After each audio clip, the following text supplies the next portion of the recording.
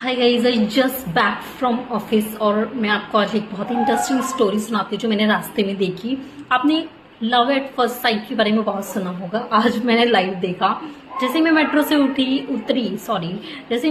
उतरी तो मैंने रिक्शा लिया तो मेरे सामने वाली सीट पे रिक्शे पे 2 पर्सन बैठे थे। सडनली जैसे ही रिक्शा उतरा तो 2 पर्सन आए। एक लड़की इधर से आई और एक लड़का दूसरी साइड से आया और वो दोनों रिक्शे पर बैठ गए।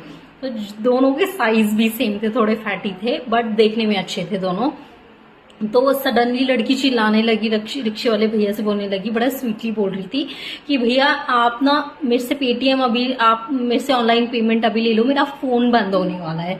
तो तभी सडनली लड़का लड़की के फेस की तरफ पहले से ही देख रहा था, जैसे ही से वो रिक्शे में बैठा था। तो उसने ऑफर कर दिया कि आप ना एक काम करो, आपके पास कैश नहीं है तो कोई बात नहीं, मैं आपका कैश दे दूंगा। तो लड़की ने बोला नहीं नहीं नहीं, ऐसे नहीं होता।